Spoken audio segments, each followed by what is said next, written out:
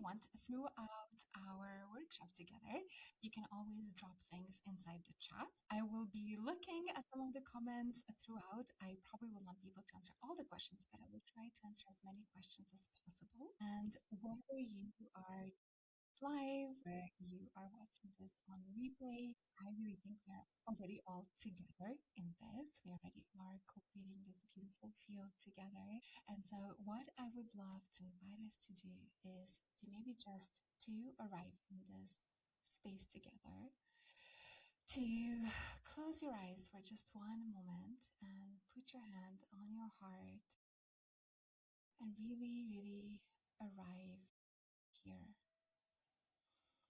And just breathe into your heart, into your beautiful heart space. And you can exhale, release your shoulders, release any tension we might be carrying around our jaw, our tongue, our eyebrows. And just breathe into your heart, expand your heart field, and feel this beautiful field of coherence between everybody who chose to be here. Receive the love, send the love, expand that field of heart even bigger as you breathe in. Feel this expansion, and if you can send it to everyone who is here today with us.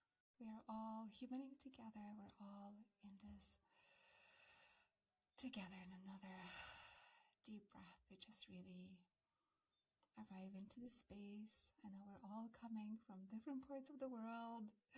Our journey, our life, our day with us, and just really arrive in the heart space today. And so now that we are a little bit more connected, a little bit more grounded, all a little bit more here. Happy Mary Magdalene's feast day, everyone. And what I wanted to say is that regardless if you've loved Mary Magdalene for decades, or if someone just sent you this workshop, or you don't even maybe know where you signed up, I just want to really welcome each and every one of you here. This means so much to me, and I deeply, deeply value your presence. I deeply, deeply value that you followed your heart and you decided to come and co-create this with us and be in this space. And today, I am not here to convince anyone of anything. I'm not an all-knowing guru, and so if that's what you were looking for, I'm so sorry. But I believe everyone has, this is deeply sovereign. I believe everyone has their own discernment. Everybody can make their own decisions, their own, from their own beliefs. And so today, my intention is about creating a beautiful, safe space for all of us. Space where we can all become curious, a space maybe where we all can start remembering a little bit more, a space where we can listen, and not just listen to me talking at you, but listen within yourselves, listen to yourselves, listen to your own inner mystic, your own inner oracle, your own inner revelation. And if by the end of today you all leave with like maybe just one deeper conversation with yourself, or just 1% of being more in your heart, then to me this evening has been worthwhile, because I believe if we all get 1% more into our heart, that will really create massive impact. And I also really value everybody's time. So it will take about an hour and a half. Sometimes things can come up, and, messages want to come through. So, or like things like that can come up as well. So it might be a little bit overboard. So please do honor your own time as well. If ever at some point you need to hop off. If you want to hop back in, hop back in. It will be recorded. So regardless, you can still, rewatch this later. And so I really, really deeply honor everybody's time. And also, to be fully transparent, for those who do want to go deeper, I will be talking about my online Mary Magdalene pilgrimage at the end of this. This is specifically if somebody wants to really go deeper and explore how to, journey with Mary Magdalene in a deeper way. But the whole workshop is really here to serve you, regardless of what you choose, if you choose to explore that more in depth or not. I am going to pour as much as I can into this workshop together, so that you really leave understanding maybe better yourself and understanding more about Mary Magdalene, regardless of your choice. After, some of you might want to go deeper, some of you might not. Both are completely okay, and feel free to tune into this for yourself. I deeply, deeply honor everybody's choice. And so I want to start with asking you all something. Has that ever happened to you that maybe you ever walked into I don't know, an old church or some kind of place? Maybe it was a forest or some kind of maybe water place, because I work a lot with water, so maybe like a body of water, and without understanding why, you just become incredibly, incredibly emotional. And this can be as many things. Maybe it could be as, you get shivers and like your whole body's like covered with goosebumps, or you just like start crying and tears come up and you don't, like your rational mind doesn't necessarily understand why this is happening. Maybe you felt the call of Mary Magdalene. Maybe you looked at an image of Mary Magdalene, or maybe she somehow is coming to you and you look at her and you feel like almost like you know her, but not like rationally know her. You know her frequency, you know her, you understand her, you feel her. Or maybe she comes to you through like mystical experiences or synchronicities, like a book shows up, or maybe like you were thinking about it and somebody sent you a podcast, or maybe she comes to you even in dreams, or somebody all of a sudden mentioned something that you've been thinking about, like a message you've been receiving. Or another one that is also very deeply personal to me is maybe she comes to you, or maybe you have like this sense of homesickness, like you feel homesick for a place that you never actually maybe lived in, but it's like a memory of that place. It's like you remember the frequency of it. And so I just want to say that if that's you, you're so not alone in this. All of this was exactly my experience as well. And this is the experience of so many humans that also write to me and connect with me and share their stories with me. And so if ever you felt isolated in those experiences and couldn't, explain or understand them fully, I just want to let you know that you're so not alone in this. And for years myself, I had those experiences and I kept wondering, but like, why and how? And so before we explore all of this more in depth, and we understand like why do we sometimes feel this call of Mary Magdalene and why we remember those things, I want to tell you a little bit more also about me, because some of you know me very well and you've been following me for quite some time, but I know some of you it's the first time we're here together. And so, just in case you're like, who is this girl talking to me? So I want to give you a little bit of, also my background story. So for myself, I would say my mystical journey. I have always been like very spiritual and mystical ever since I'm a kid. But at 19, when I was 19, both of my parents passed away in a car accident. I knew they were going to pass away. I actually told my mom a week before, you and dad are going to pass away. I really had this premonition that just kept coming again and again and again. And so when that happened, what it did is that it kind of like, it freaked me out.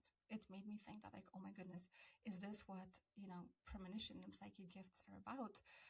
Because if that's what it is, I don't want this. And so for a while, I kind of shut down this part of myself, and I went and I started exploring everything mystical, esoteric, to kind of make sense of this world, because I think experiences like this, besides like having to work through a lot of grief, it also, makes you question everything about this life and what are we even doing here and how did I have those mystical experiences, and actually maybe I don't want them. So I went into like this very logical. I studied psychology.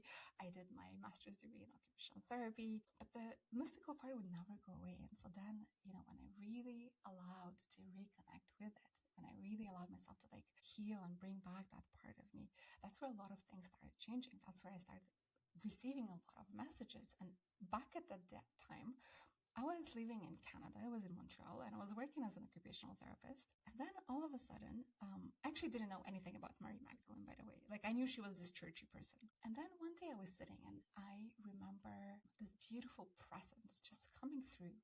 And she told me she's Isis, and she's like, you need to move to southern France and follow the footsteps of Mary Magdalene. And I was like, who? The churchy woman? I'm like, I'm not sure. I'm not sure. Are you sure, Isis? And then it's like, I kind of dismissed it a little bit, and I was like, did I just hallucinate this? But then it kept coming again and again and again and again. And then like so many synchronicities would happen, and like the rose lineage and like the priestesses and all of those things would keep showing up in my life. And so I tried to figure out, how do I move to France? And I couldn't figure out. I'm like, I can't quit my job and like tell my husband, babe, ISIS came through, let's take the kids and move. So like my human needed a little bit more reassurance. And so literally a few months later, my husband, he was working for Bombardier. It gets bought by Airbus. And they're like, do you want to relocate to southern France in the land of the Qatars, exactly where I was shown? And they pay for everything. They organize, all the paperwork, they do all the immigration stuff, and like they pay for the whole trip, and they're like, just relocate. And I was like, oh my God, like if this is not, divine guidance and intervention, then I don't know what it is. And so, my husband was still hesitating. He's like, should we maybe move to Miami? I'm like, no, it has to be France. Like we have to go to France. And so within, I think like 2 months, he passed all the interviews in like July, and they're like, can you be there in September? And I remember that moment, we just looked at each other and we're like, do we just uproot everything and we leave everything? We just take the kids, we sell the house, and we move to France. And everything in me just said, yes, like this, you have to do this. And so we just sold the house, we took the kids, and we just jumped into France. And so this is where kind of like my reconnection with Mary Magdalene began. And I'm like, okay, well, since Isis or whoever it is, I'm not attached to the names. This is how she came through me. Like, if you move me to France, I'm going to start exploring Mary Magdalene, and I'm going to start exploring her lineage. And oh my goodness, the things that I have discovered. I started, first of all, I started with like, the whole priestess lineage, and like myself within my own life path, I was exploring more like the tantric traditions, and this kind of like thread. But then, I started like visiting all the places that are connected to her, and I didn't even know there were so many incredible places. Each one of them held like a part of the mythos. I started like walking through those places, being in those places really activated some deep rememberings within myself as well. And I really believe we can interact with sacred places because it's almost like a living technology, and they hold a lot of codes and a lot of mystery. And so this is a lot of the work that I do with people who come here to France. But, then I also started connecting with the locals who, to me, really are kind of the guardians of the lineage. I started reading, I started looking at the historical aspects, and also like journeying within myself, like what all of this is bringing within myself. And so, what I realize is that the history is so much far nuanced and so much richer and so much multidimensional than, sometimes a lot of the sensational, we can put it this way, stories that we hear online. And so to me, what I realized is like one of the biggest discoveries wasn't actually like so much about Mary Magdalene. It's about what, started changing inside of me as I was walking this journey. And this led me to kind of like try to understand Mary Magdalene deeper, because for a long time, I found that, like the more I researched, the more I found sometimes the world of Mary Magdalene can be like a little bit confusing in the sense that like depending on, and I read so many books, like depending on which book, you open and you start looking at, like there's one person who's saying this, and then there's another person who's like, oh no, but it's that. And then there's like, even within the Magdalene community, I entered many Magdalene communities and I spoke to many Magdalene people. And so even within the Magdalene community, sometimes they can be like entirely different Mary Magdalenes. And in one place, maybe, she's like, some people heard of her as the prostitute. Maybe she's the apostle of the apostles. Some like, see her just as like the closest disciple and like the follower of Jesus. Some people say, no, she's an Isis priestess. She's a temple initiate. She's like the, the sacred union with Yeshua. There's also the whole, mother of like a hidden blood lineage, rose lineage, Merovingians. Like there is so much to Mary Magdalene. Maybe you also been like, oh my goodness, there's just so much of information. And, then talking to the women and talking to the men who connect to Mary Magdalene, like there's the personal revelations, there's the crying, there's the feeling her, she comes into dreams. And so, first I was like a little bit, okay, so how do I work out which Mary Magdalene is the correct and the right and the true Mary Magdalene, and which version of her is like the false Mary Magdalene? Which version can I prove? And the deeper I went on this journey, the more I kind of like started realizing that maybe I was asking the wrong question. Maybe it's not like which version is the right version, because I don't like, I really don't think that we can meet Mary Magdalene just through one like doorway or pathway or like one right correct version. What I realized is that like there is actually a few lenses and like a few perspective, if you want, of facets we can explore her through. And, each one of those facets and each one of those lenses is actually just as powerful and just as potent, is just as valuable as the other one. And I think a deeper question is like, well, what if the lens through which she first comes to us actually tells us something, not only about Mary Magdalene, but deeper for ourselves about our own human journey? And so I started to like kind of create a framework to make this more understandable. And I kind of organized it into 5 distinct like faces and lenses of Mary Magdalene through which we can actually encounter her and start understanding her. And this is what I would love, love, love to share with all of you today. So there is the canonical Mary Magdalene, which we find like in the Bible, in the canons, the Gnostic Mary Magdalene, the Esoteric Mary Magdalene, the archetypal Mary Magdalene, and the Magdalene that I call kind of the personal revelation Mary Magdalene, which comes specifically and uniquely to you. And we're going to go into depth into each one of them. So just that you yourself also start feeling her through all of those different perspectives and understand her through like so much more richness. But these facets of Mary Magdalene, they don't always tell the same story. And sometimes they might even like appear to contradict each other, but I think it's really important to keep in mind that it's really hard to force Mary Magdalene into one perfect, tidy narrative. And I know so many people try to do it and they're like, no, this is the only right Magdalene. But I think when we see the breadth of like all the way she comes through, it's almost too simplistic to want to create one perfect tidy narrative. And so perhaps our work is really more about like learning how to distinguish those different lenses and understand how to listen to each one of those lenses, because each one of them is going to awaken a different thing within us. Each one of them is going to bring a different depth and different perspective and different level of discernment to in our own life path and our own understanding of Mary Magdalene. And I think ultimately it is about, through each one of those lenses, learning to know ourselves better and understand ourselves better. And so the first facet that I would love for us to explore today is the canonical Mary Magdalene. So this is the Mary Magdalene. She's preserved in the New Testament. And this is, the woman that we really see maybe like more through the Bible and maybe more like historical context to really understand her. And so even here, I think when we really start, looking and digging for some aspects, her presence is really, really extraordinary, even if we don't maybe have as much, information about her. But for example, she is named among the women who were supporting Jesus's ministry from their own resources, as it appears in Luke 8:1-3. So Luke names Mary Magdalene alongside Joanna, Susanna, and other women who accompanied Jesus and the 12. And it says that these women supported them out of their means and out of their resources, depending on the translation, which is really, really fascinating. Because what's important to understand is like, if you look at the bigger, broader, like historical context for Mary Magdalene, what we know is that at that time in the first century in Judea, there was actually like, how can I word it?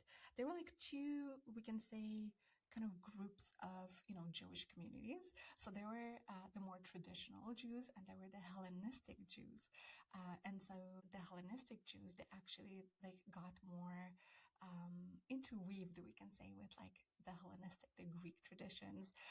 They were more, I would say, more open-minded. Even like the way they interpreted their religion was influenced also by like the Hellenistic practices and the Hellenistic frame of mind. The women were also more educated. There was a lot of trades. There was like, again, a lot of intermixing with, the Greek society.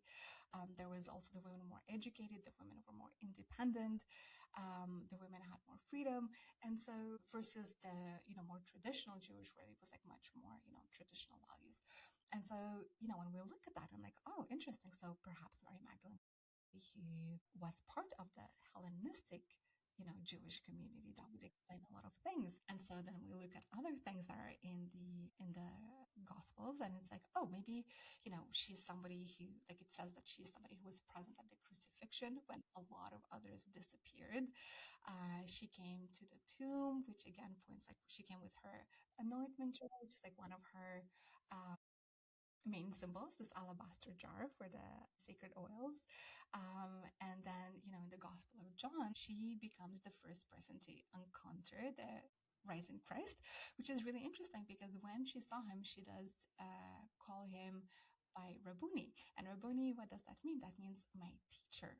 And so again, this is such an interesting detail because perhaps it points to the fact that she actually was formally a disciple of Jesus and she was educated with him. So she was not just like a random woman hovering around. She really, did receive a lot of initiations. And so there is quite a lot of things like that that we can find like more this aspect and this lens of Mary Magdalene. And we go much more in depth on this inside the online pilgrimage, really, to explore everything that is in there in the canonical text about her. But what's really interesting is that at some point after the resurrection, she kind of just disappears and nobody ever speaks of her again. And it's like, did she just vanish? Or was she purposefully, maybe some texts that mention her were kind of left out? I'm not going to claim that that's specifically what happened, but definitely, it raises a lot of interesting questions. But another thing that I find really, really interesting is that, I think that the Gospels themselves, they're like kind of the most historically grounded doorway that is available to us to kind of like start exploring Mary Magdalene. So, we can look at them and to explore like what is the earliest surviving Christian sources can tell us about Mary Magdalene. What can we responsibly understand about her? What can we responsibly know about her? What was added later? What was confused? What was collapsed? What was projected on? Because again, keep in mind that over centuries, we had translations that happened, omissions that happened. Also, all of those texts were used for different agendas. It's been like 2,000 years, right? And so I think it's really important to explore that lens, the historical lens, the canonical lens, because what it does, at least in my perspective, is that it gives us roots. It gives us a broader context to start exploring and understanding her as a human from a historical perspective.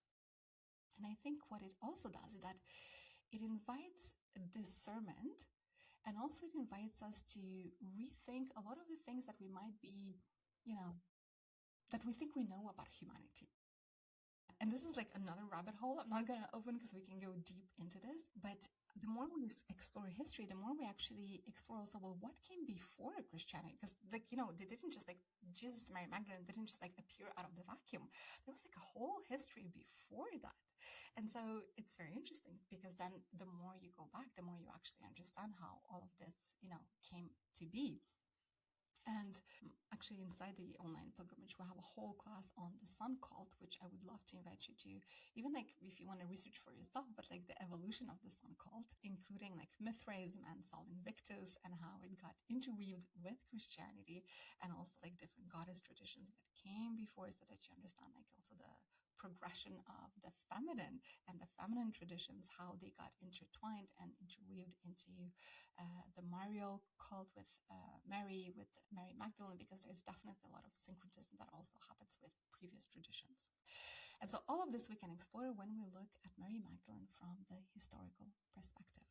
And for some women and men, when we connect to Mary Magdalene, when we start connecting to her energy, to her frequency, when she comes to us, she sometimes comes to us first through research, through maybe scripture, through, this need to separate what is actually documented, what is actually like historical from, maybe more personal revelation sources.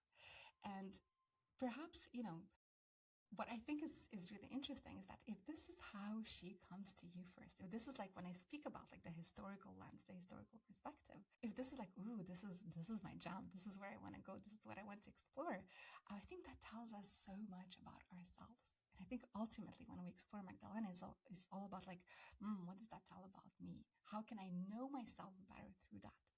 And so perhaps if this is how she comes to you, maybe you're someone who needs to understand things before you can actually let go and surrender and trust. And perhaps, your own mind, maybe you're more like safe, you feel safer in your masculine. And so your mind needs more safety. Your mind needs more structure. Your mind needs more evidence before your heart can really open. And there is nothing wrong with that. It's just a way of functioning. We're all such different multidimensional humans, right? It's more like, what does that teach me about me? And maybe, your intellect is so developed, and the question is like, is it blocking a little bit your spiritual path and you trust it more? Or maybe not. Maybe it is a doorway, and this is the doorway that spirit interacts with you to bring you into deeper soul revelations. It passes through your intellect. Maybe your intellect is the doorway, right? And it is the doorway through which your spiritual path knows how to reach you and interact specifically with you. And so what is it inviting you into? What's the growth invitation is here? And what I would love, maybe to ask, because I want all of this workshop to not just be like, okay, here are some facts you're collecting and then you forget about them. I want them to like really, go and connect. Like, what does all of this mean about me? And so if, just like reflect with that, sit with that. Like, did Mary Magdalene come first to you through history, through scripture? Maybe through the desire to know what really happened, right? Like, you can even drop in the chat if it's like a yes or no. Is it the first doorway? Like, when you connected to Mary Magdalene the first time, is it through this lens? Is it through this door? And so the canonical writings, as potted as they are, as interesting as they are not the only texts in which we hear about Mary Magdalene. And once we step outside of, the boundaries of the New Testament, of the canon, we can connect with the Apocrypha. And, when we explore the apocryphal lens, the Gnostic Mary Magdalene, then there is like a completely different face of Mary Magdalene that starts emerging, a completely different, connection to Mary Magdalene within ourselves that can start emerging. And so, to me, the Gnostic Magdalene is the Magdalene of the heart. It's the Magdalene of the inner knowing. And, the apocryphal texts are texts that we found much later on. They are, they go far back, like I think around to second century, 200, 300 years AC. Oh my goodness. But we found them in like, depending what text, there's quite a few of them, but overall we find them like late 800s, beginning 1900s. And so there is such texts as like the Gospel of Mary, the Gospel of Philip, the Dialogue with the Savior, Pistis Sophia.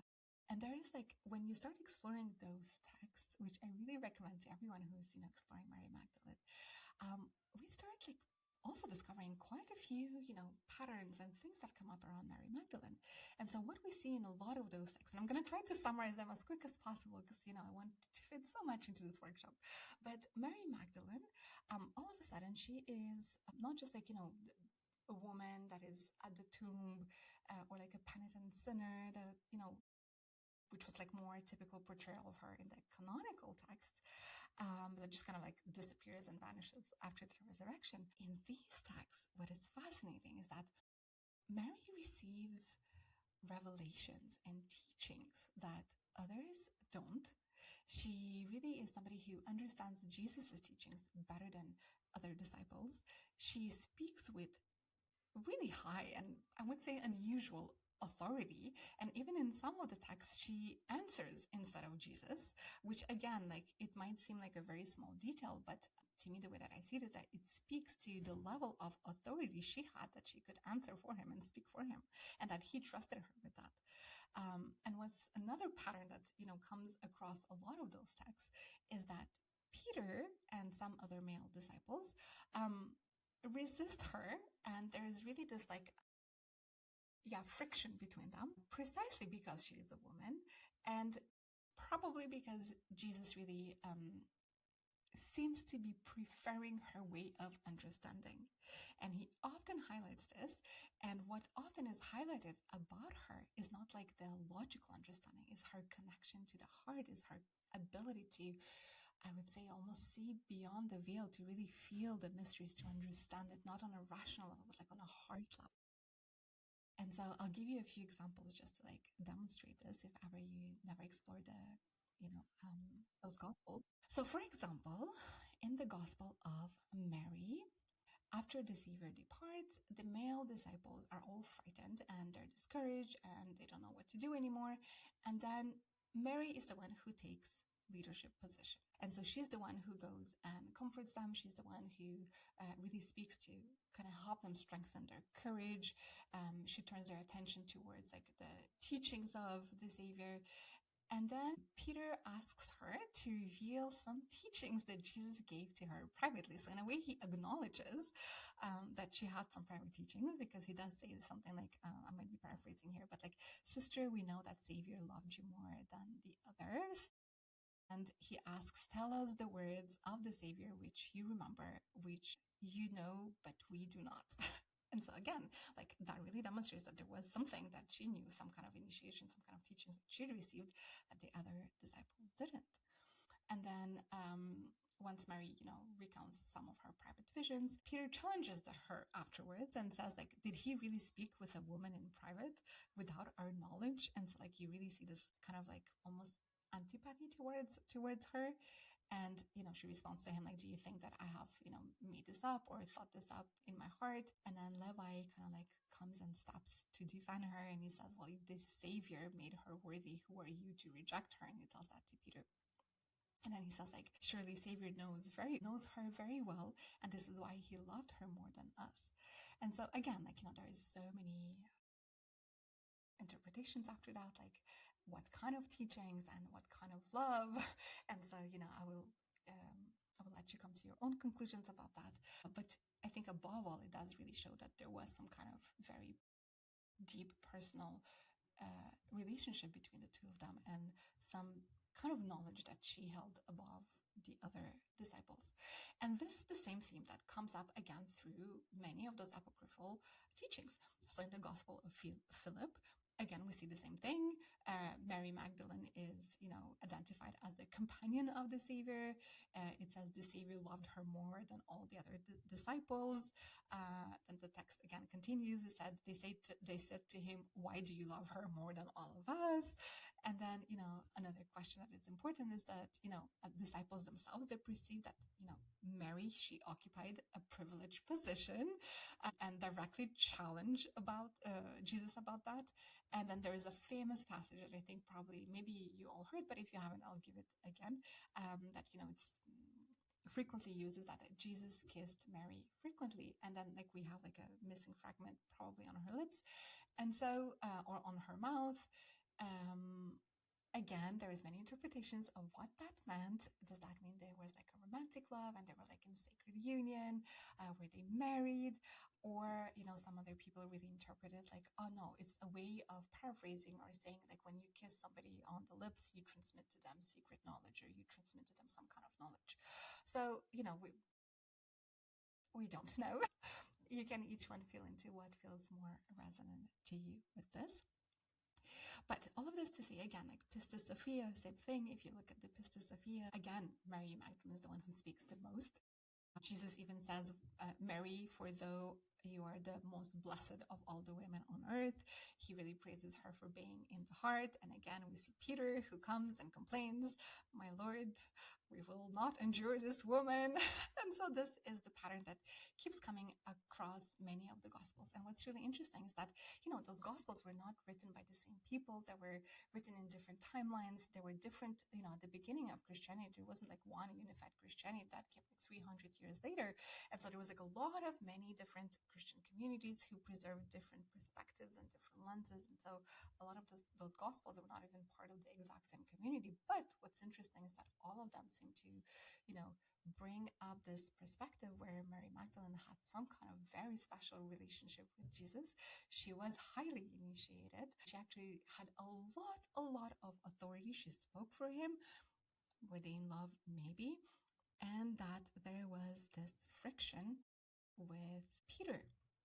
And so, it's not just, again, like, I think it really shows like how powerful she was. And because of this, repeated Mary-Peter conflict, that probably also, at least is my interpretation, maybe mirrors a lot of the debates that maybe those Christian communities at the beginning were also having between them, between like, the different forms of authority that were present afterwards. Like, so maybe Peter was like more like this authoritarian type of like authority, but then Mary Magdalene, perhaps she was more like this revelatory, like inner gnosis type of authority.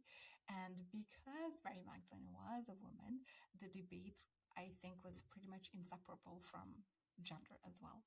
And so because we see this,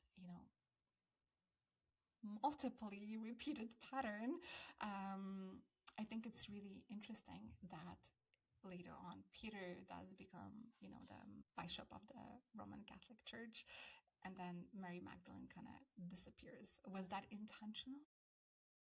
I mean, I will leave it as ... And also, I just want to put it like as a side note, I want to be careful with the word like agnostic, because it, it covers a very wide and very complex range of like early Christian movements and texts, which, we could do like a whole masterclass just on that. But again, one thread that I think often appears in this movement is this movement towards inner knowing, is this movement to where like personal revelation, personal connection with the divine, and not believing something just because you were told to believe it, but, coming into like direct contact and into this direct relationship with the divine.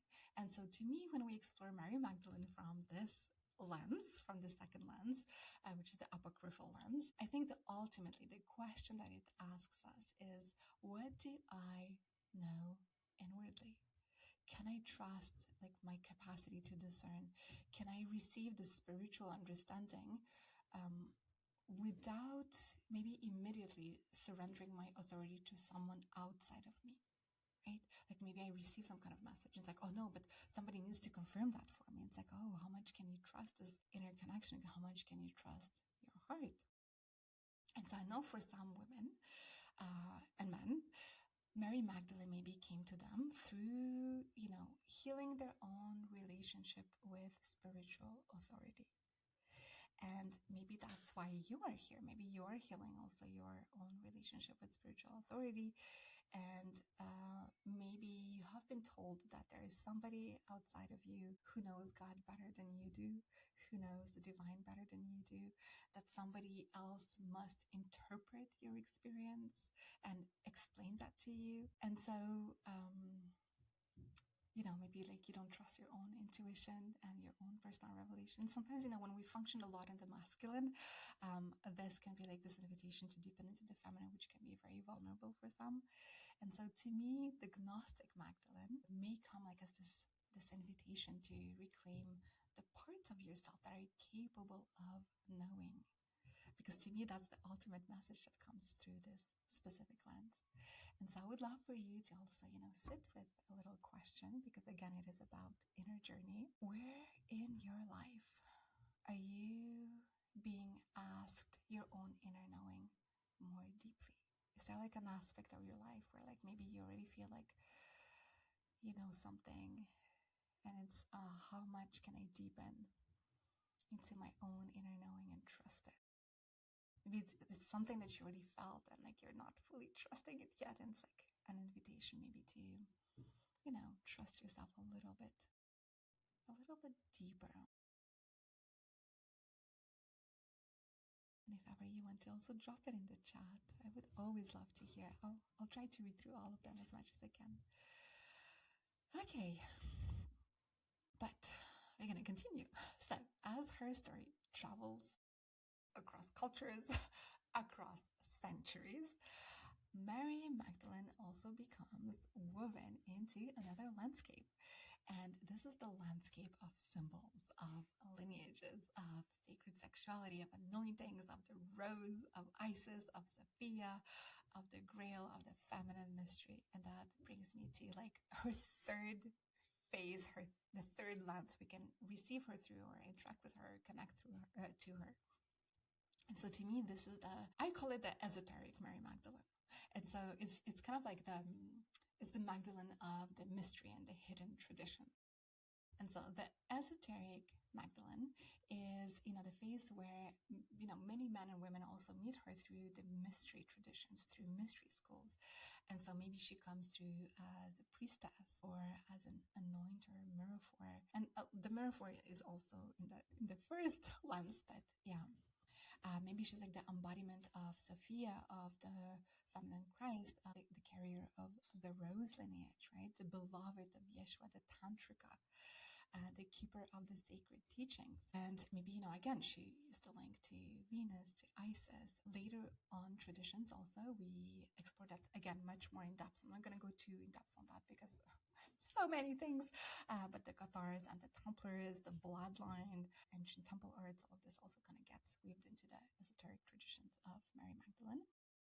And so what I want to say about this specific lens we can understand Mary Magdalene through is that there is kind of like, I would say it's a bit more complex and nuanced, but I would say like to summarize it, a lot of what influenced this lens is, first of all, there is the secret societies, which I'm not part of, so I cannot fully speak on, although I explore a little bit because, like it or not, when you dive into Mary Magdalene, you will fall on like the Templars and the Rosicrucians and the Freemasons, and so like the symbolism gets weaved and like whatever sips out of those societies also kind of like enters the mainstream and kind of all interweaves, which makes it a little bit complex to kind of like separate all the layers. And then there is also, so that's one kind of like aspect of it.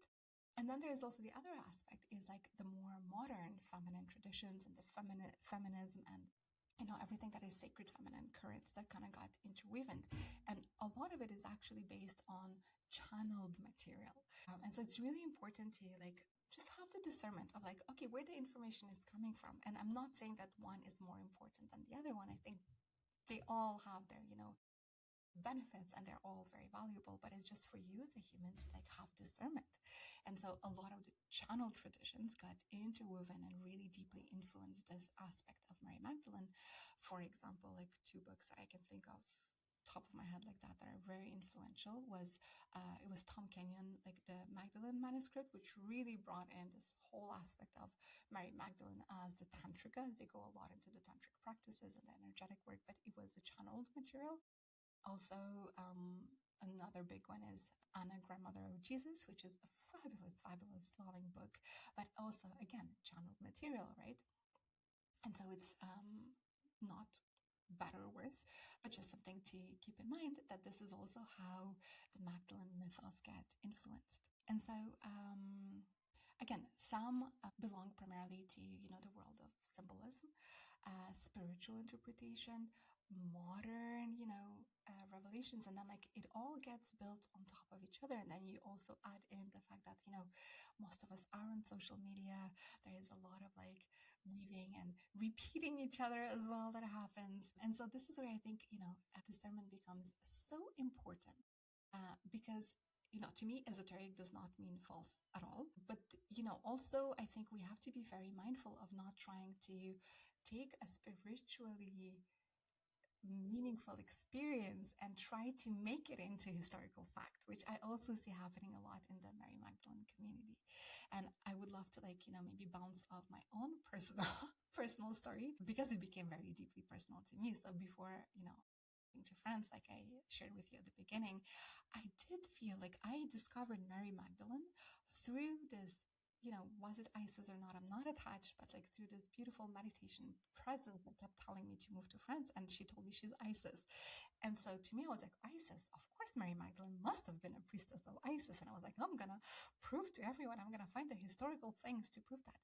And the more I searched historically, also how like I'm very mystical, but I have a very strong academic mind as well. I'm like, what I'm finding is not satisfying my academic. Like I don't feel like I have enough academic evidence to claim that.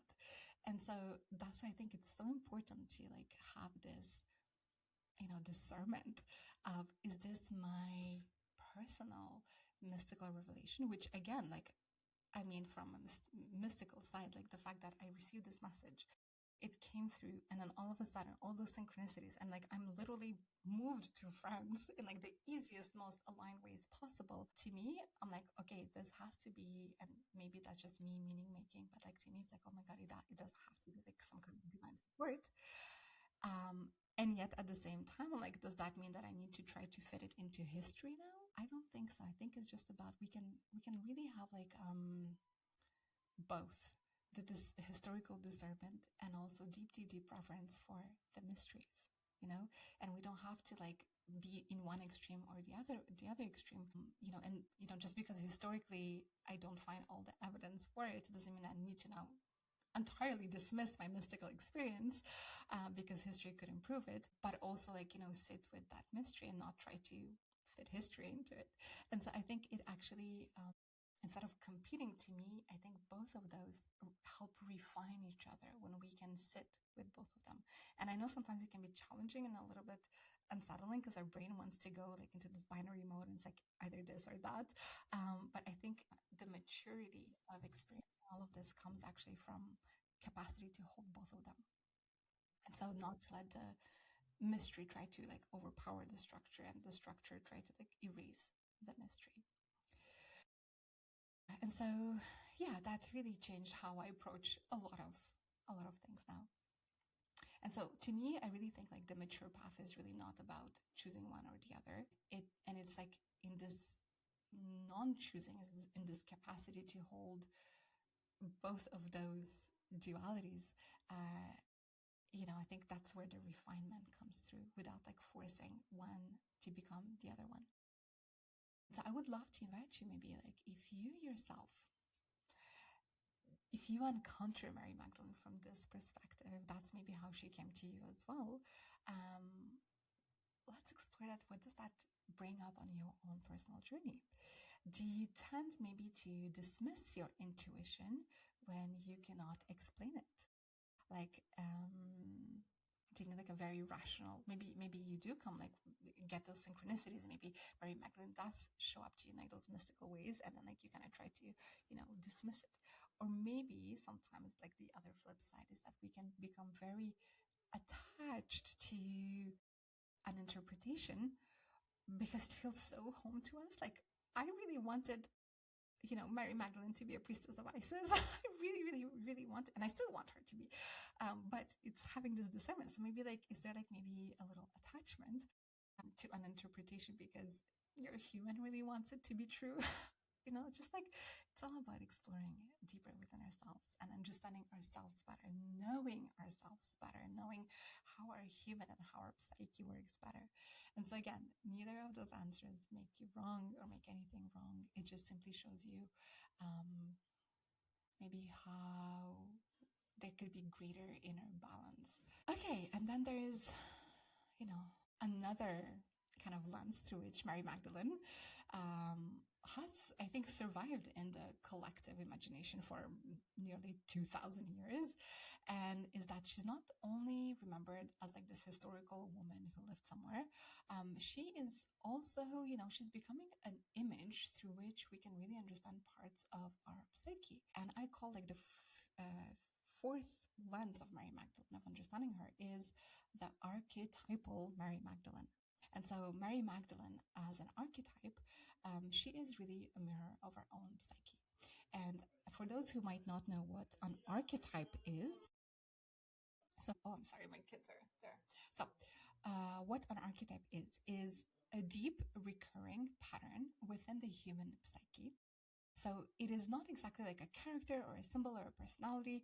Think of it more as like this invisible psychological blueprint that, you know, takes visible form through images, through stories, through dreams, relationships, and like human behavior. And these patterns, they appear across all cultures, through all times in humanity. They have always existed, they will always exist. They really live in the blueprint of our psyche. And each culture can express them a little bit differently, and we all can interpret them a little bit differently, but like the core idea stays the same. So if you look at it through like more Carl Jung, he really describes the archetypes as like structures of collective unconscious and psychological patterns humanity seems to share beneath our personal conditioning. So I'll give you an example, like the mother. Like the mother is a strong archetype, and I think if you tell the mother to somebody 2000 years ago in any culture, they probably would have a similar image of what we feel now today, and somebody in like 300 years will probably have a similar idea. The same with like the warrior or the lover or the hero. They're all archetypes. And so the archetypal Mary Magdalene, um, the main question when we look through this lens, it's not like what happened to her. It's like, what does her story awaken in me? Okay.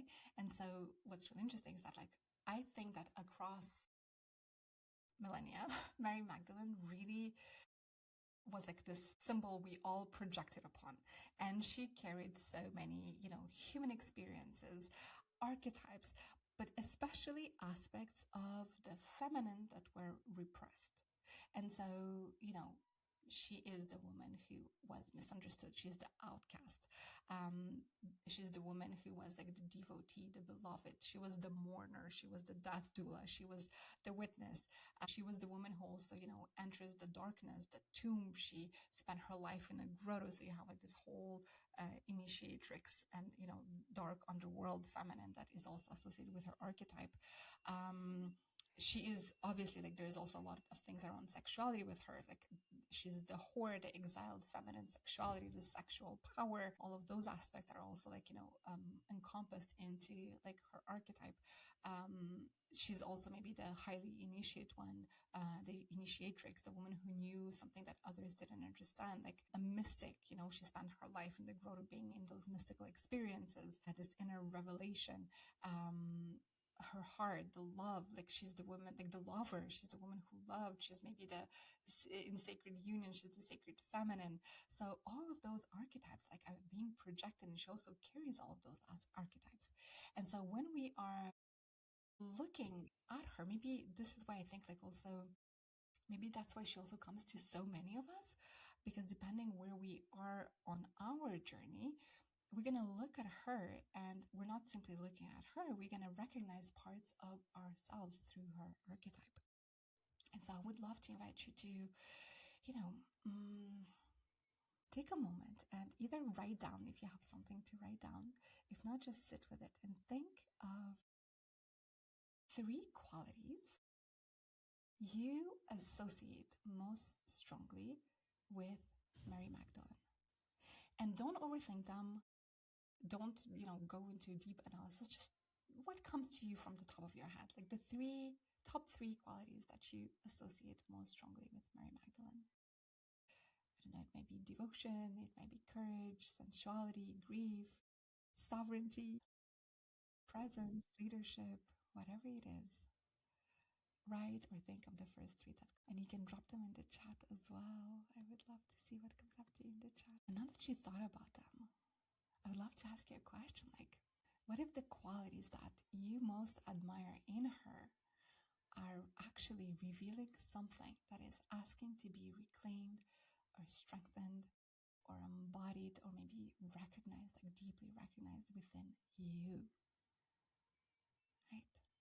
Perhaps, you know, the Mary Magdalene who fascinates you the most is also telling you something about the woman or the man, the human you are becoming, or the qualities that really want to emerge in you. That's how also love working with Mary Magdalene as an archetype and looking at her, what she can mirror in us. And that brings me to like the last lens, the last phase of like understanding Mary Magdalene and working with Mary Magdalene. It is the phase of, you know, the personal revelation is the most intimate facet of it. It's the one that I think no one else can define for you. It's your own personal revelation of Mary Magdalene. It's the Magdalene who comes specifically to you. And this is the Magdalene who appears in your dreams, who comes in your synchronicities, in your prayers, in your, I don't know, maybe meditation. Maybe you feel her presence come to you. I know a lot of us also who are walking the feminine path, she might come through your body, right? Because our body has its own intelligence, the somatic intelligence. I call it the mother tongue. Is like this, it's the word, it's the knowing before the words, is before our intellect can catch up and like put words on it. Like there's another language, it's the language of our body, of our soma. Like we read energetic fields, we feel it, we understand it, and our body talks to us all the time and reacts. So maybe before you even understand, Mary Magdalene gives you like, there's shivers, there's tears, and you don't need to always understand it rationally. Your body already is speaking, already recognizing. And so maybe that's how, you know, your personal relationship with Mary Magdalene manifests. It may be through art. It may be a relationship through land. There is just some sacred places you walk and you know Mary Magdalene is there. You feel connected to her. Working with water also a lot can bring, you know, a lot of the connection to the feminine lineages. And so it's the Mary Magdalene that you experience inwardly in a way that is like so deeply personal and impossible to prove to anyone else, because it is not meant to be proved to anyone else. This is your personal revelation, and it can be profoundly transformative. And maybe you're here because that's how she, you know, came to you. But to have this, you know, personal experience with her, it really requires both openness and humility, in my perspective. Because I think, you know, an experience may be very true for me personally. Like I think of so many ways that Mary Magdalene came to me on my life path, without having to become a universal fact for everybody, right? And it's having this humility, like she's coming so personally to me, but I can honor that this is my personal experience, and it can be completely different for somebody else. And so I think like the little key here is like not demand another person to interpret her in the same way as she comes to us, because we are all so deeply different. I love to look at humans and see humans as vortexes, right? Like we all look at the world through our own, like, you know, we are like an energetic vortex that is weaved of our own unique tapestry, you know, and it's all weaved out of like our soul journey, our past life experiences, our traumas in this life, our, you know, childhood woundings, our whatever society we grew up in, what it inculcated in us. Like we're gonna look at the outer reality, and we're gonna have personal, like inner revelation, spiritual, really like experiences that are always filtered through this lens. And the more we understand how we function inside, and this is why I think I try to bring, you know, the what does that mean about me? What does it say about me? And know thyself.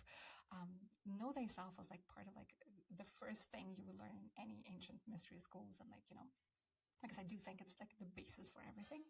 And so it's again like this distinction is like, I think to me is like one of the foundations, if you want, of mature spirituality. Is like, okay, this is my personal experience and I'm feeling it, and I'm also not going to demand another human to have the exact same experience as me, right? And so I would love to invite you into like a little personal reflection again for that lens of Mary Magdalene. Maybe Mary Magdalene has already came to you personally. Maybe you have, I don't know, dreamt of her or felt her presence, or maybe, you know, like roses come, or, you know, you might even have your own personal symbol for Mary Magdalene, because a lot of our spiritual experiences are actually deeply symbolical, and they're not meant to be like as a universal symbol. Sometimes it can be like a very personal symbol. And so, or maybe like, you know, it's also possible that nothing mystical happened to you at all. That's also absolutely okay. It doesn't mean she's not calling you. It doesn't mean she's not coming to you. It's just like, you know, it's your own personal relationship. And so I would love to maybe ask you, you know, to explore how has been Mary Magdalene coming specifically to you? Is it more through your mind? Is it more through like inner knowing? more through like mystical teachings? Is it more through a part of your own story? Like, which one of the lenses we just explored is she coming to you through the most right now? Which one of those, 5 facets? And I don't think like none of those 5 facets, is, in my perspective, meant to stand entirely alone. I think like, they all have shadows, they all have, their own thing. It's like the canonical lenses really, give you roots. I think the Gnostic lens really invites us into like this inner knowing. The esoteric lens really opens us to mystery, right? And initiates us. The archetypal lens will reveal a lot of inner patterns that are asking to be healed or embodied or integrated. And the personal revelation really makes the path intimate, and it makes the path alive, and it makes the path specifically for us. But, like I mentioned, every lens also has like its own shadows when it becomes isolated. And this is why I think it's so important to look at Mary Magdalene through all of those lenses together to get like this, more inner wholeness, and not separate and just focus only on one of them. Because when we think of like, canonical history or just historical perspective, without the mystery, I think, at least it's my perspective, but it can become really dry, external, disconnected from lived experience. If we have the gnosis, but we don't have the humility to come with it, it can make us mistake that, our inner conviction is the truth. If we look more like at esoteric without the discernment, it can really, take beautiful symbolism and try to make it into like some kind of unsupported historical certainty. The archetypal interpretation can become like really so psychological that we actually forget that Mary Magdalene was, a real woman who was situated in a real historical world. And the personal revelation without grounding can really make us universalize something that was only ever meant to guide our own individual path. And so to me, like, again, when we bring all of those lenses and they all work together, we really step into inner, wholeness. We become less divided. We become less fragmented within ourselves. Like our intellect doesn't need to compete or destroy our intuition. Our intuition doesn't need to manipulate evidence to like feel safe. We all of those aspects within ourselves can start working together and refining each other. And so to me, that brings us into deeper coherence. And to me, this is the ultimate goal. This is the ultimate goal of like our soul journey, is like how much inner coherence can we cultivate? And what I mean by inner coherence is inner coherence to me is when what we think, what we believe, what we feel, and what our body communicates, how regulated our nervous system is, and how we actually show up and what we do in the world, all of this is coherent. All of this is aligned together. Like there is no discrepancies between them. And, that's going to influence the choices we make. That's going to influence the way we live, the way we take actions in the world. And it doesn't mean we never experience contradiction. Of course we do. We're all humans. Nobody's perfect. But it means we are willing to enter those contradictions consciously, to examine them, to listen to different parts of ourselves, to face the shadows beneath like all of our beliefs, and sit with them, sit with the discomfort, and really be as honest as possible and really know ourselves. And I think this is maybe the deepest invitations of Mary Magdalene, because I think ultimately what her and Jesus were teaching was not like accumulating all of those facts and things. It's like coming back to cultivating this deeper inner coherence. And we can all feel when people are, the more coherence they have in their field, the more we feel safe around them, the more we also, for ourselves, like the more coherence we have, we can manifest faster. And like it might look like miracles, but it's all because we are so aligned within ourselves on all aspects of ourselves. And yeah, like I think working with all of those lenses help us cultivate this deeper inner coherence. And so I would love to bring us to like one maybe question before we go into like a little guided experience. Which face of Mary Magdalene like came to you first? And I know I just asked you, but like feel into it. And to deepen this, I would love to ask another question. It's like, which phase of Mary Magdalene you might be avoiding? Because what we are avoiding, there's like one that like, oh, I really don't want to do the historical part, or maybe like, the priestesses, or maybe like whatever it is, what we are repressing or what we are triggered about often is the part of us that maybe we somehow exiled, or maybe there is something that, needs more of our love or integration or something to be explored. Because if we have like a strong emotional charge to it, that means there is usually something happening. And so I don't know, maybe if you entered through history, maybe the intuitive might feel a little bit like sensitive and tender and a little bit scary, like I don't trust myself yet. Or maybe the other way around, like if we're rejecting the historical part, maybe there is something within like our own deeper discernment and relationship with the masculine that could be invited into more observation and personal light. There is really no right or wrong answer. And really all about I think all of those facets brought you here. All of those facets are really important. But I do think that the facets we might resist could hold the next part of your own personal initiation. So I just wanted you to take note of that. All right. And so before finishing today, I would love for us to just do a little guided journey to really connect with your own personal Mary Magdalene and to journey within yourself. And so I would love to invite everyone, close your eyes and take a deep, deep breath. And as we breathe in, you can breathe in into your belly, into any parts of yourself that might be tense.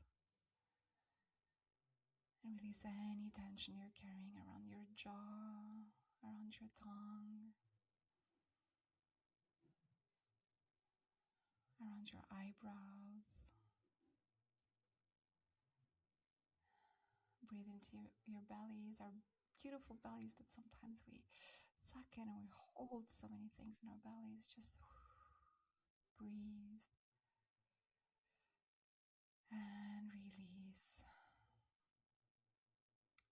And as you're breathing deeper,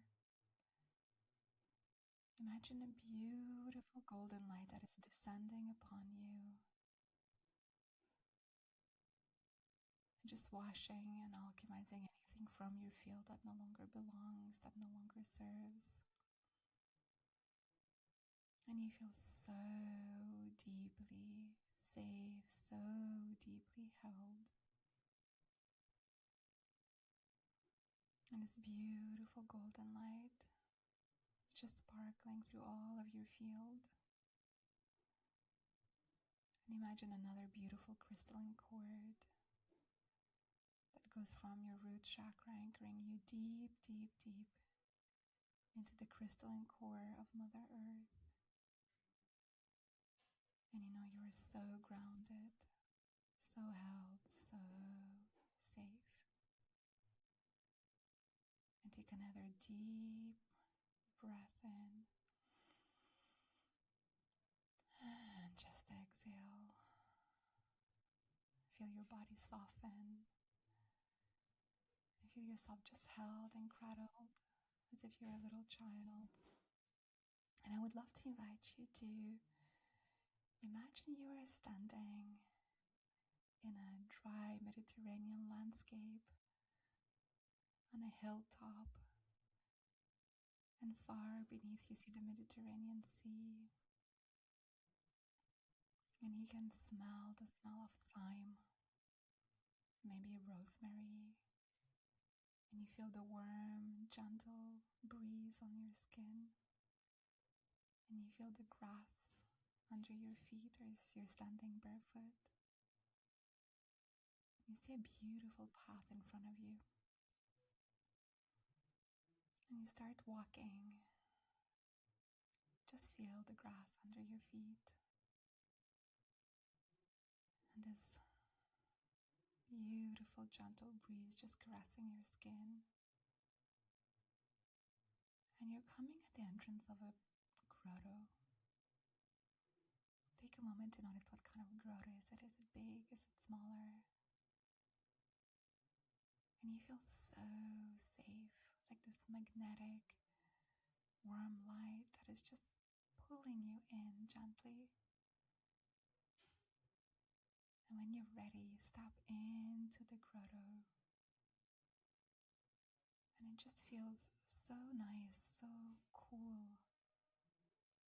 It smells mineral. There's candlelight. And you actually see beautiful crystals in this grotto, and it feels so pure and high frequency in there. And you almost feel like you remember that place. And as you're walking deeper into the grotto, start feeling the presence of Mary Magdalene.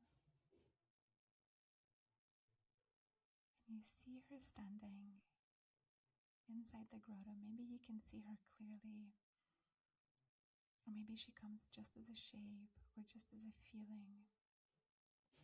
Whatever way she comes to you, that is absolutely perfect. Just feel her frequency. Feel her energetic signature. You probably already know it. And feel so much love emanating from her. Just how happy she is to see you here.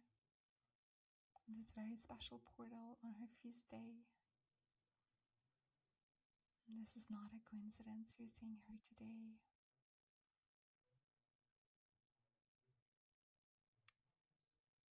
And I would like to invite you to connect to Mary Magdalene and let her show you. Maybe she already is representing this in the way she manifested herself to you, or maybe she will tell it to you. The wisest, most loving, most courageous part of yourself. What would that part want you to remember today? If you could feel that version of you, the most loving, courageous, soul-aligned, coherent part of yourself,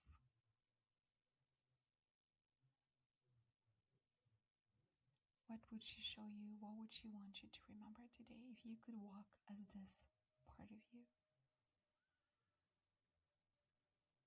And don't analyze, don't overthink it. Just stay present with it. Simply witness it. Maybe it comes to you as a word or as a feeling. Even if it's just silence, trust whatever comes.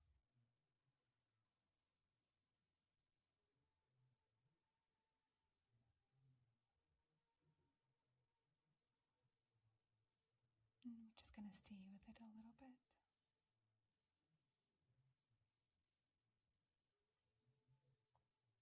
So you can feel that version of yourself.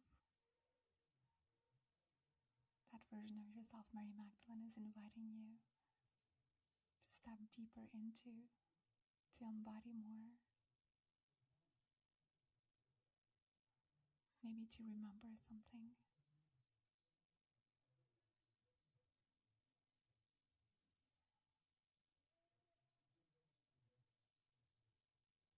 Maybe it's a part of you, a version of you that is already here. You already felt her in your energetic field. Maybe you're standing on the threshold of her. And so, if it's not the first time you're feeling that version of you, maybe it's just an invitation to give yourself permission to actually say yes to her.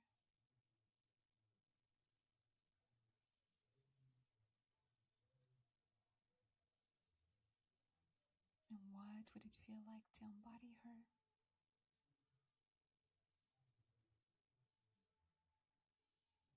What is one decision that version of you would make, that maybe the current version of you is too scared to make right now. If you walked as that woman or as that man,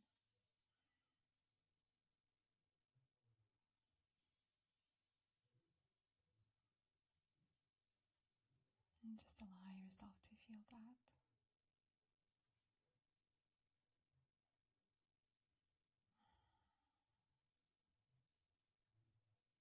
Allow yourself to receive that.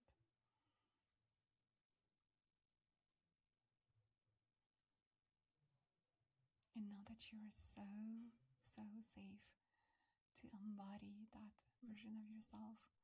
You already are her. Only your human needed this maybe last little step over the threshold, that permission.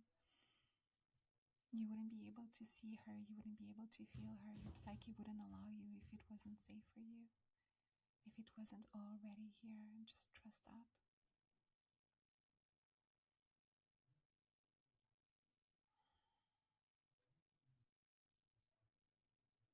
Just feel this beautiful integration of that new version of yourself,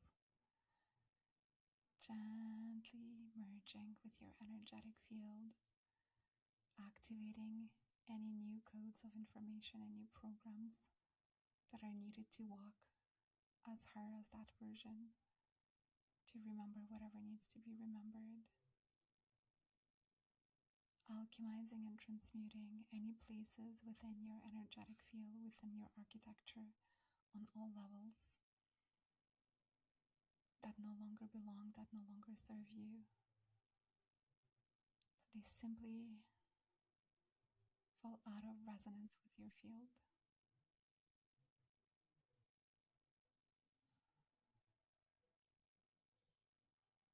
And you step into deeper soul alignment and coherence with that new frequency, with that new level of functioning that is ready to be activated.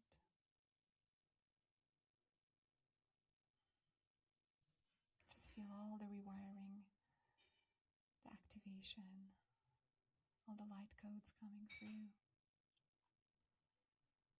And may this transfer stabilize and activate and fully integrate, and keep on integrating 24/7 until it is fully, fully stable in your architecture,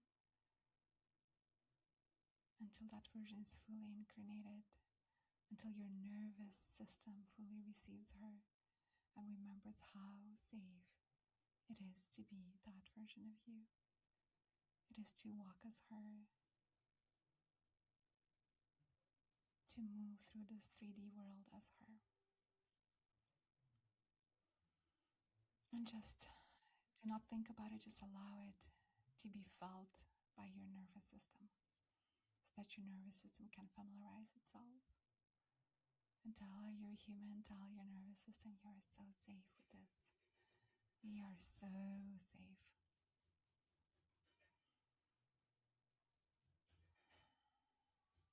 And just feel the love of Mary Magdalene as you're allowing yourself to embody this version of you. Perhaps the wisest, most courageous, loving, new version of you. And committing to walk as her, to make that decision as her. And feel all the love and all the support from Mary Magdalene, from all the ascended masters, from your own guides, from angels, and from all the other humans who are co-creating this with us today. We are all in this field together. Just send each soul so much love and so much support. Just feel held by all the brothers and sisters and the humans who are in this together, regardless if we're here live or on replay. And so it is.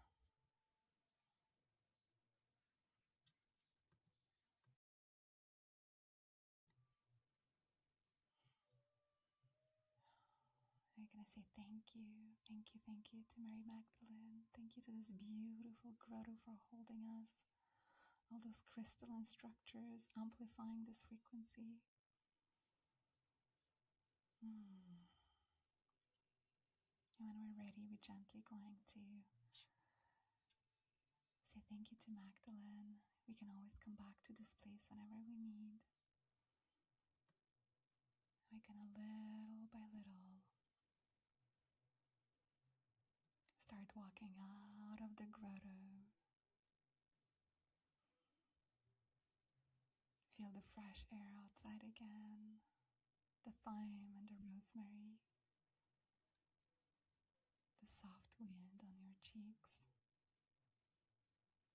the grass under your feet. And as you take the path back, little by little, you're leaving that space and you're coming back into this 3D, back into your body. You can even start wiggling your toes gently, gently. Take the time that you need. You can open your eyes, come back to us.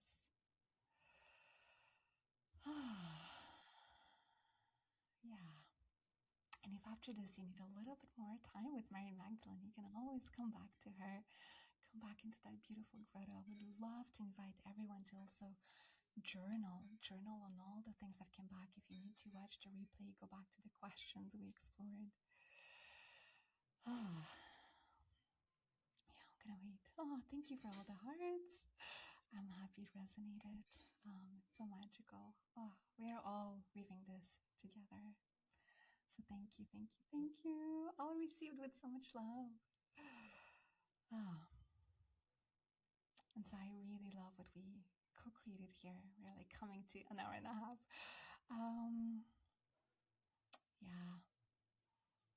What a beautiful experience, and how magical it was to really journey with all of you. Thank you so much for all of your presence. And I know I wish I could talk to everyone. Please do send me messages. Like, I love talking, like I love connecting. Send me messages on Instagram, send me messages on Facebook. I want to chat. I want to hear what came up to you. I want to hear your experiences through this. What did something happen in that grotto? What did Mary Magdalene reveal to you? What came up to you through the questions? And, maybe if I can ask you, like, maybe did you notice, like, maybe nothing like big or extraordinary happened. And like, I don't think I needed to convince anyone of anything. And this is the magic of Mary Magdalene, is like, I don't think it's because any of us needed to hear like more historical facts, although I love weaving them in. I think, to me, like I said, this whole experience today was about creating enough space to hear ourselves, and enough space to just sit with us, sit with Mary Magdalene, sit with different aspects of ourselves. And so I would love to also, that was of service to you, and if that resonated, like, imagine what it would be like to also spend 8 weeks together in this kind of space. And this is what the online pilgrimage is like. And so if you feel complete for now, I just want to say, thank you so much. It means so much to me when humans actually, like, I really value everybody's time so deeply.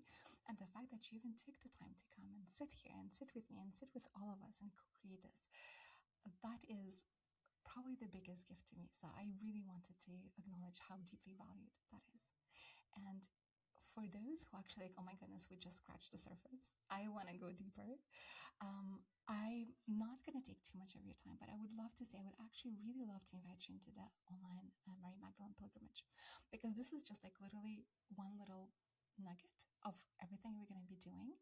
And besides like really going into depth about like the 5 facets of Mary Magdalene, and we're really going to go explore very much in deep, historically grounded, and like I interview local historians as well, like facets of Mary Magdalene.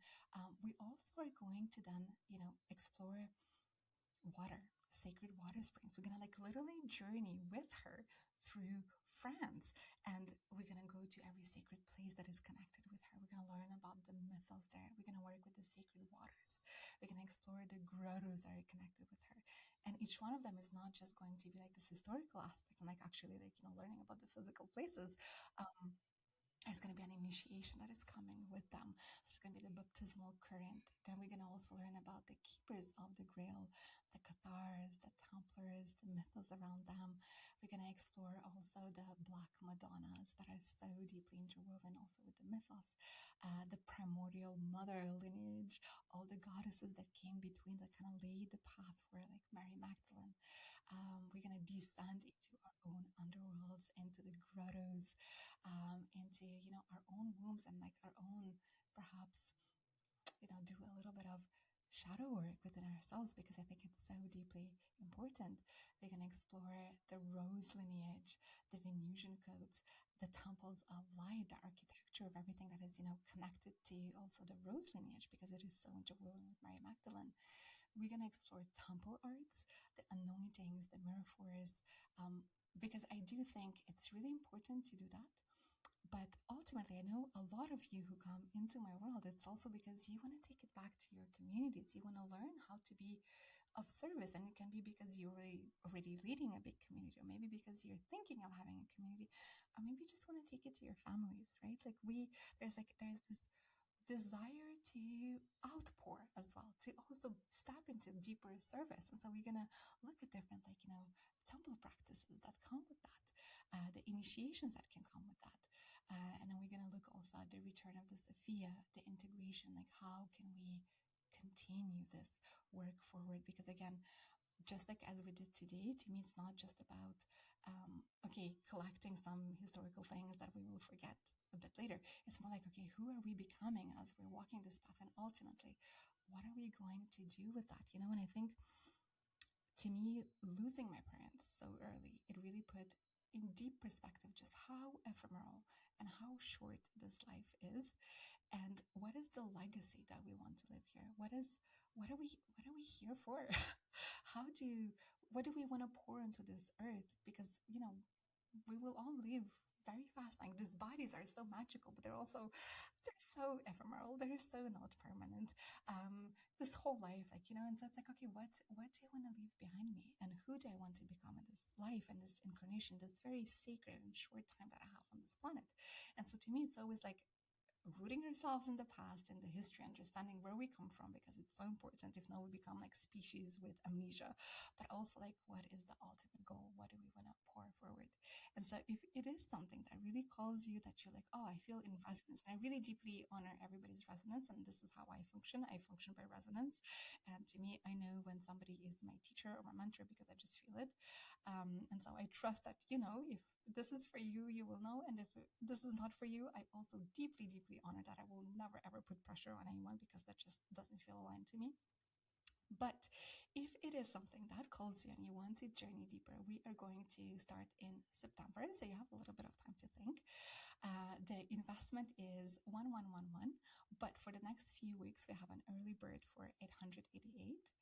And if you feel called, for those who are like, I know this is for me, I'm ready to jump in, we will also have an extra Q&A and live circle if you jump within the next 24 hours.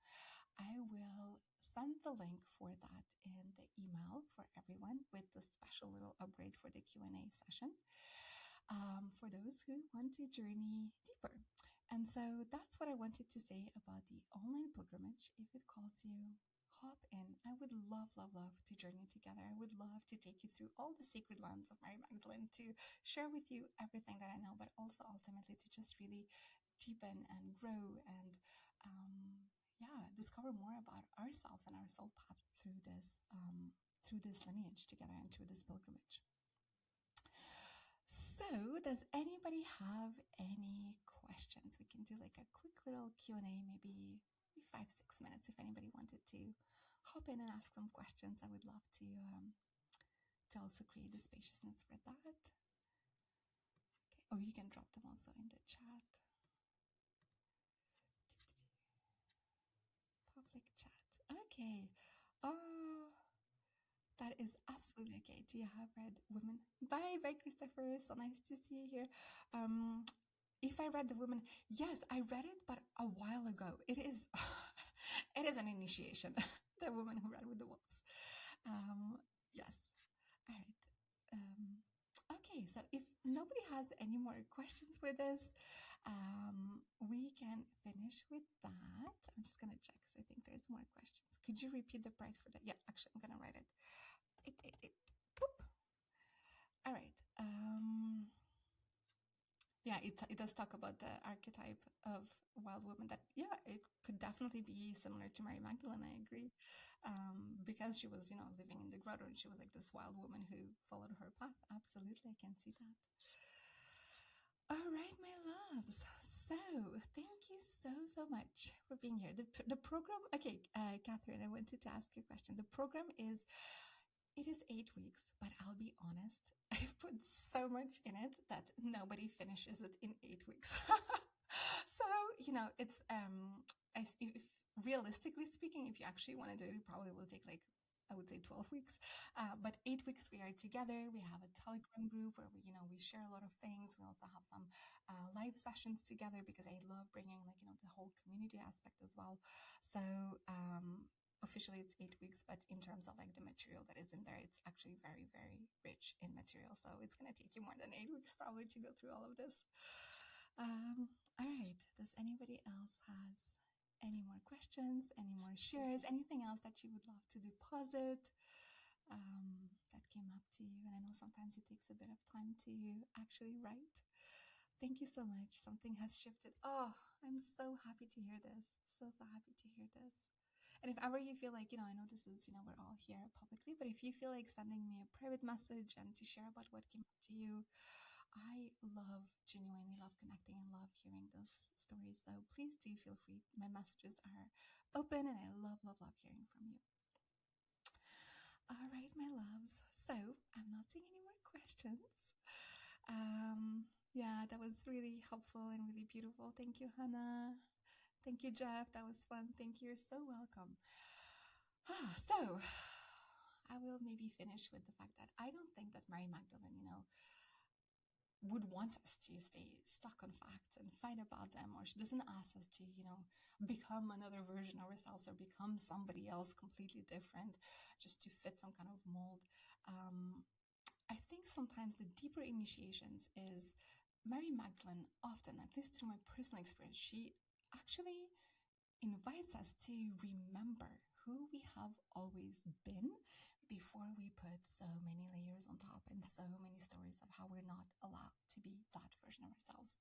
And so what she does is that she invites us to shed all of those layers that are not essence, that are not us, and step into this deeper, soul alignment.